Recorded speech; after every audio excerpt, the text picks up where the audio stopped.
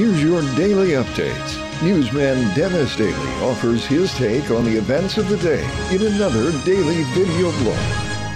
Hi, and thanks again, everybody. We have been spending some of these reports lately during this kind of lost part of summer, the dog days, if you will, looking at some of my favorite or least interesting movie clips. And I thought we would look at a movie that's genuinely lost, and that is the movie State of the Union, done in 1948 by Frank Capra. And yes, it has one of those wonderful Frank Capra speeches in it. Remember Meet John Doe, the wonderful speech Barbara Stanwyck gave at the end, and Jimmy Gleason saying, "The people," I'm going to start this over.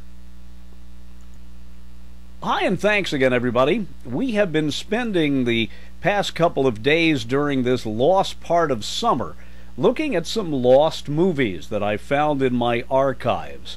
And one of the really great movies that I always thought was horribly overlooked is a Frank Capra film done in 1948 with an all-star cast, but I bet you have never seen it.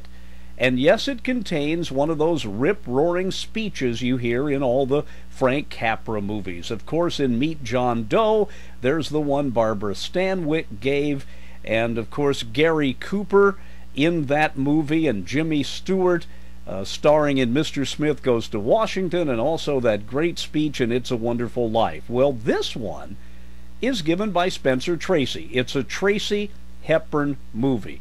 Quickly, the plot.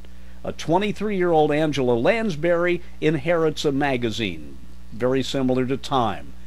She is dared by Adolphe Menjou that she cannot get someone elected president just by publicizing him. They notice a man named Grant Matthews who designs aircraft. That's Spencer Tracy. They back him for the presidency. They begin to write his campaign speeches, and by the time the movie nears its end, he is completely manipulated. A big TV extravaganza is planned where he will make a speech from their estate on Cape Cod.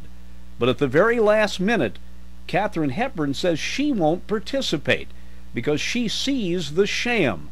It is one of Hepburn's best speeches in the movies. I'm not going on either, Jim. What? I'm not tight, Kay, not anymore. Not after watching you vultures picking at Dad's dead body. And if that wasn't enough to sober me up, the sight of my children did. I'm not going on, Dad. I can't. To millions of people, I'm supposed to say I know my husband to be honest, uncompromising, fearless. I could have said that once and meant it, but not anymore. Not after he met up with you, Jim Conover, and you, Kay Thorndyke. You and your mad ambition. Catering to his conceit, dealing and double-dealing. You were going to make a big man of him, weren't you, Kay? You couldn't see that he was a big man. Well, you killed him. There won't be Grant Matthews, those people here tonight. It'll be a shadow, a ghost, a stooge mouthing words that aren't your own, thoughts that aren't your own. You've killed Grant Matthews, and he's a party to his own murder. Well, I won't be.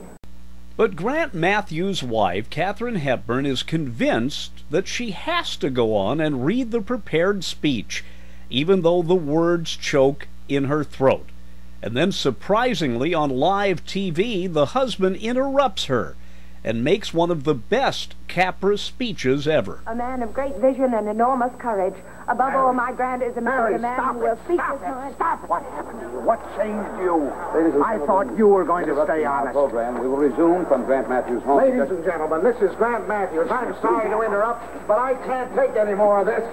Don't you shut me off. I'm paying for this broadcast. Don't cut him off. Give him a chance. It'll cost me my job. Ladies and gentlemen, make radio history. What's that another speech you just heard Mrs. Matthews make, she doesn't believe a word of it. When she told you that I was a good husband and a man of courage and the rest of that tripe, the words were choking in her throat. A few minutes ago, she told me what she really thought of me. She called me a coward and said that I had sold out my ideals to a gang of corrupt politicians. And she was right. Then she was telling you the truth. Stop him, somebody. I have as much right to run for president as a gutter rat. Cut him off. Cut him off.